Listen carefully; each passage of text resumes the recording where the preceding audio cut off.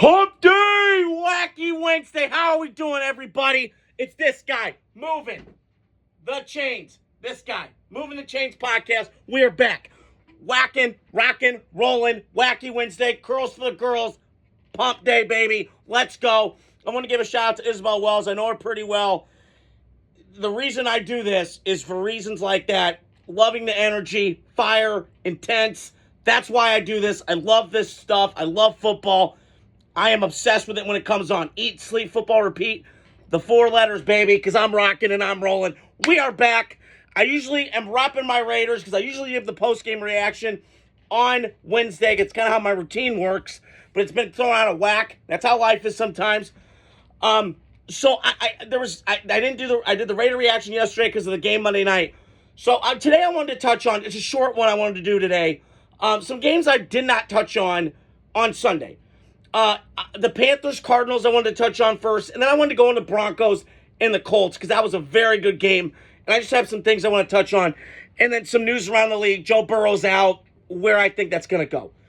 So the first game I wanted to touch on that not a lot of people saw because the Panthers and Cardinals, no offense to their fan bases, aren't big brands, right? We think big brands in the NFL. We think Packers, Steelers, Cowboys. That's just how it is. And Panthers, they've been viable when they've had Cam Newton. I was never the biggest fan, but they were winning. They went to the NFC Championship game, went to Super Bowls. Even when they had Jake Delhomme back in the day. They've been viable when they've had the right pieces around it. They've been to the Super Bowls, and they've been viable, and they've been competitive, and they've been in big games. Same with Arizona. Carson Palmer, Kurt Warner. They had their little blimp with Murray. So they've kind of had that. But my take is with the Panthers right now, it's panic mode time. How much longer Bryce Young? Listen, I fell for it last year because the way that he ended the back half of last year, you saw the maturation, him getting benched, which he needed to get benched. And I think the Bears need to bench Caleb Williams. That's just my take, and kind of do what they did to Bryce Young, because you need to kind of sit his ass down. He's never been through adversity. He's always been winning all the time, okay? But he needs to, it's like Bryce Young. Bryce Young got sat down last year, kind of could step back, take a step. Okay, this is what I need to do better. This is what I don't need to do. That's why I go to therapy, right? Why am I an idiot? Why do I think the way I think? That's what I do. But my point is, and Carolina's put pieces around Bryce Young, but this offensive line's a pigsty right now. They've got nothing. I mean, Austin Corbett from the Rams, very good player. He's out. Bosman, the guard or center, I can't remember where he's playing at. He's out. So you're just shuffling around your offensive line. This happens. I get it. But, man, there were 2 guys coming into this year. It was Bryce Young and J.J. McCarthy. Everything's there.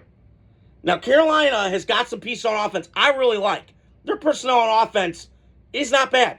Xavier Legette. I was never the biggest T-Mac fan out of Arizona.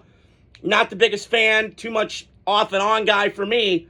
But you saw the talent. And I saw it first week. And I saw it last week. He's not getting touchdowns yet. They got to get him more involved. But I'm seeing the impact. 6'5", 212. His body, his size, his frame. All that stuff. I understand it. And I do like Dave Canales as a coach. I think they've drafted pretty well. But you got to get a new quarterback. I just, at some point, we're 3 years into this thing. And listen, I used to give guys 3 years, but man, they've had all this 7-on-7 and all this stuff. We ramp it up a lot more with expectations, and we need to kind of temper it sometimes. But for me with Bryce Young, he scared the hell out of me because he was so tiny when he came out of Alabama. And I don't doubt the talent. I don't doubt the kid. I don't doubt any of that because Nick Saban praised him, and that's high praise. And, he's just won a lot. But there's a reason in this league a lot of quarterbacks from the big powers don't work. The Ohio States, the Bamas, the USCs, Notre Dames, because they never have to trail. They never lead. It's comfort. Well, it's uncomfortable when you go to schools like NC State and Texas, or Purdue, and just schools like that. Cal, Oregon, have to carry, And so I look at Bryce, and it's another situation where I think Carolina, because here's the other thing. If the Carolina gets rid of Bryce Young, because they haven't extended him yet, he's still on his 5th-year option, so that's fine. But I kind of think near the end of this year, we're going to see a different quarterback for the Carolina. That's just my take. Because I bought in on Bryce Young near the end of last year because of how good he played. It was like the Jordan Love 2023 tape where you're like, ooh, okay, yeah, I see the tape. I see the stuff he can move, and okay, can he keep it carrying? Can he keep that momentum going? And I felt like last year, not the same with Bryce. Now, this year, it's only 2 games, and I'm not going to jump the gun. But so far, I'm a little panicked if I'm a Panthers fan. Because they got Chuba Hubbard. They got some dudes on the perimeter. Tommy Tremble's their tight end. They got pieces there. They just got to put it all together. And I'm not sure if Bryce Young is Dave Canales' guy. Because I think Dave Canales can look around and go, well, I had Geno, got him a Pro Bowl. Baker got him a Pro Bowl. Bryce, can he get to a Pro Bowl level in Carolina? I'm not sure. So keep a watch out for that, because I do think Carolina is an interesting, sneaky team to kind of get a quarterback in this class. Don't be shocked if it's Nussmeier. Don't be shocked if it's one of these guys. I'm not saying they're going to, but I would highly consider them taking a quarterback. So here's our Cardinals. They won. That was one of my against the spread picks, 7.5 by Arizona. They ended up eventually covering, not by much, but they covered, I think, by 5. Carolina showed a lot of fight. That's the one thing with the Panthers. They're losing, but they're in games. It's got to finish. But Arizona, excuse me, this is what I've been saying from the jump. And Kyler Murray, Mr. Mayor Munchkinland, Mr. Mental Midget, this is what he does. This is what he always will be. And I don't get it. I don't understand it. I've been critical of him. I know a lot of people in the media have. He's just not it. There's something in him, the gene pool, that's not there. Like, everybody keeps trying to convince me he's it. I don't see it. And this entitlement and all this nonsense comes with it when you give a guy all that money that hasn't done shit. And Kyler Murray is that, and Trevor Lawrence is that. So when I see Trevor Lawrence waving off Liam Cohen when he's telling him to put it on his chest, they ain't gonna listen to you, bro. Now, I do think Arizona, unlike Carolina, is kind of closer than I think. Not because they're closer in the sense that I feel like they have pieces on offense, like I just mentioned with Carolina, but their defense is a lot better than Carolina. And they have pieces. Now, I did not love the Walter Nolan pick out of Ole Miss. Talented guy, but immature, dumbass shit. But he's hella talented. He had moments last year when I watched Ole Miss and I threw it on because I was a Jackson Dart guy and I respect Lane Kiffin, that he just popped off my TV. I went, whoa, Jalen Carter shit. Like, whoa, okay. There's the moment, okay. But it was kind of like Ted McMillan, 2 off, 2 on switch for me to really buy into the player. But I will say this. If Arizona gets a new quarterback, because I believe this to be true, and I said this last year to Phil Sexton, my cousin, who I love, at Christmas time, I think Arizona's got to move on. It's time. You've seen enough.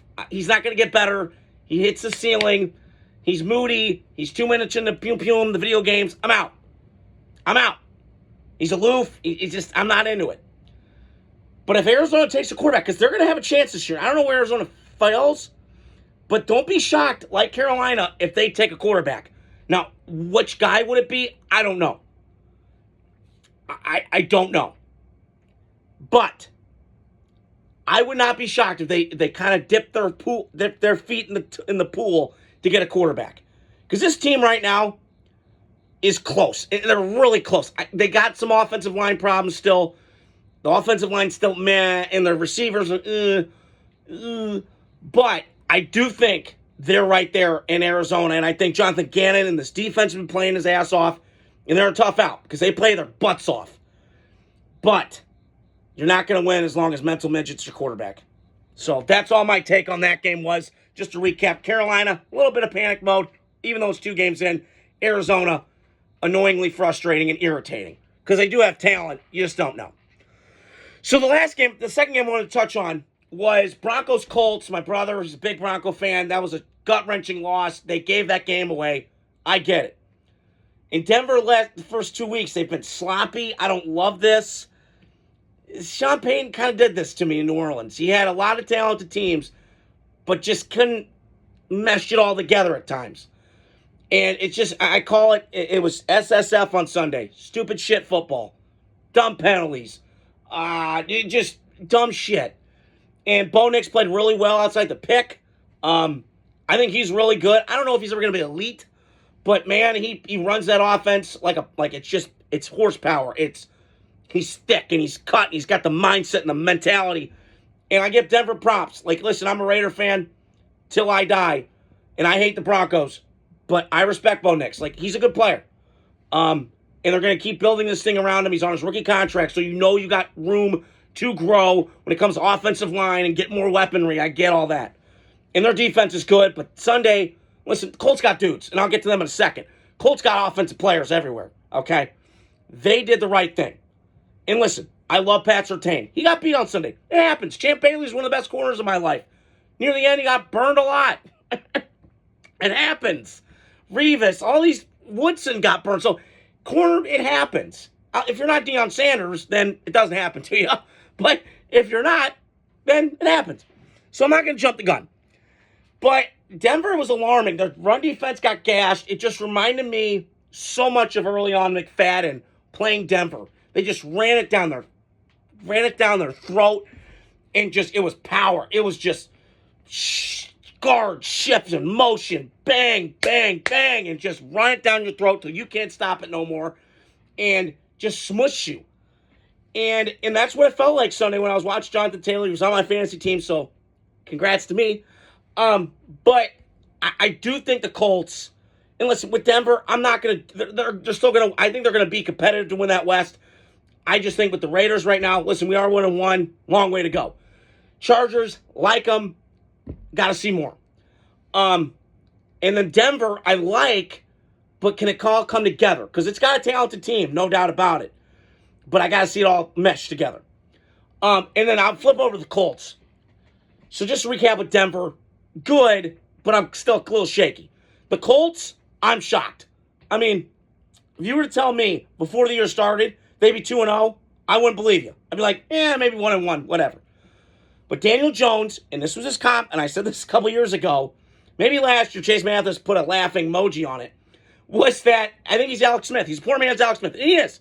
Should he have been the number one pick in the draft, Alex Smith? Probably not. Aaron Rodgers should have. But Aaron Rodgers had his own issues. We all know that now. His personality is personality. Is Daniel Jones, should he be in the sixth pick of the draft? Probably not, but he was. And he kind of rotted in New York, and I think the Giants, ever since Tom Coughlin retired and left, it got bad. It got weird. They kept losing and losing and losing. So, I will say, though, I'm happy for Daniel Jones. He got a new start. I never doubted Shane Steichen in terms of offense of football. He makes it easy for you. Kind of like Shanahan, kind of like McVay. Get these guys up to speed, kind of Kevin O'Connell. The Colts got a really good roster. I've been saying this for years. The Colts are right there. They just need a quarterback. They've been kind of treading water since Andrew Luck sequentially retired and his weirdness. And now I feel like they're in the right direction. They have a good GM in Chris Ballard, who I've always liked. Kind of gets a little bit of a pass in the media because they don't make the playoffs often. But I think with his job on the line, he said, okay. He admitted that Anthony Richardson was a bust. I could have told you that from a mile away. But, hey, I'm all for taking swings and swinging for the fences. If you strike out, you strike out. It happens. So, I do think the Colts, to me, are going to be a problem. I mean, they got an offensive line that's really good.